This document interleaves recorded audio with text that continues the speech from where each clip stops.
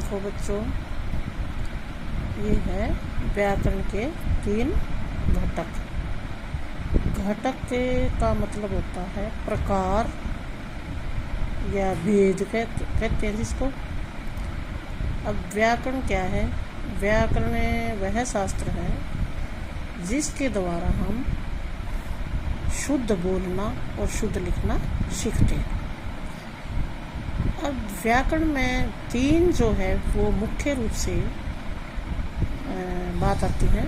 पहला है वर्ण विचार, यानी हम जब स्कूल में पहली कक्षा में जाते हैं तो सबसे पहले हमें वर्ण का ज्ञान करवाते हैं। वर्ण का मतलब होता है ए, आ, ई, उ, री, ए, ऐ, कै, ख, ग आदि। तो पहले हम वर्ण सीखते हैं। वर्णमाला कहने का तात्पर्य है। उस वर्णों से फिर हमें शब्द बनाने, दूसरे नंबर पर आ गए शब्द विचार, और तीसरे नंबर पर है वाक्य विचार।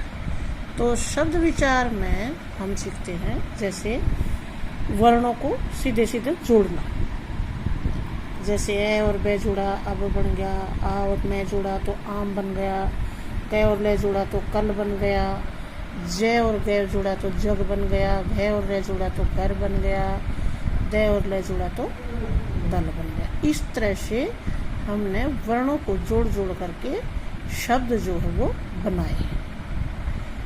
हमने वर्ण भी सीखे हैं और फिर उनको शब्दों में भी प्रयोग करना सीखा है।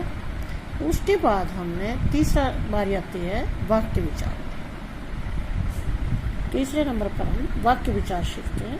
वाक्य विचार में जैसे शब्दों को जोड़ जोड़ कर लिखना, शब्दों को जोड़कर लिखने से वाक्य बन जाता है। ये मैंने बहुत छोटे लेवल पे आपको बता रही हूँ। वैसे तो वाक्य की परिभाषा दूसरी होती है। ये वर्णों के शब्दों के सार्थक समूह को वाक्य कहते हैं। लेकिन जब हम सीखते हैं तो सबसे छोटे लेवल से सीखते हैं। तो वाक्य विचार में जैसे अब जो लगा दिया, घर लगा दिया, जा, वाक्य बन गया अब घर जा।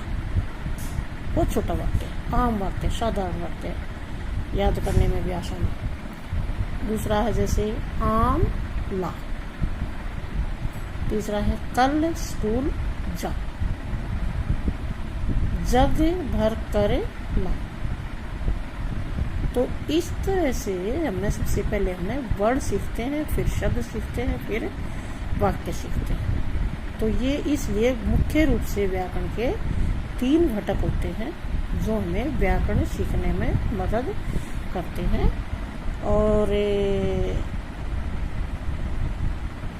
व्याकरण में जो है सीखने के लिए सबसे ज़रूरी जो है ये 3 बातें होती हैं जो हमें ध्यान में रखनी चाहिए। और आज मेरा वीडियो बनाने का मतलब ये था कि मैं आपको ये बताना चाहती हूँ कि व्याकरण में 3 की जो संख्या वाली जितनी भी इकाई हैं, जितने भी चैप्टर हैं या छोटी छोटी बातें, उनके बारे में मैंने इकट्ठी करके आपको बताना चाहती हूँ कि आप इसके 3 का जो आंकड़ा हमारा वो कैसा रहा। और ये जो सिंपल है मेन, जैसे 6th क्लास के लिए है, वैसे ये बड़े भी सीख सकते हैं। तो इस तरह से मैं आपको फिर अगली जो बात है वो ये 3 की मेन तो है 3 जो का जो आंकड़ा है ना हमारी व्याकरण में, ये 3 का आंकड़ा कहाँ कहाँ पर काम करता है वो बताने का मकसद है। तो अगली वीडियो में मैं आपको 3 की संख्या के बारे में बताऊंगी कि और 3 क्या है। धन्यवाद।